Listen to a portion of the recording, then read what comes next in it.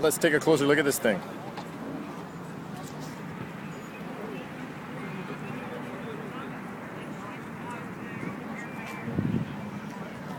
So, the U-lock just pulls right out, and it just stays in by its own weight. It stays pretty firm in there. It just gently sort of moves around, but it doesn't bang on anything, so it doesn't make any noise. I haven't had a U-lock for years because I haven't been able to carry one properly, but I'm pretty happy with this, so I think I'll keep using this U-lock. Nice.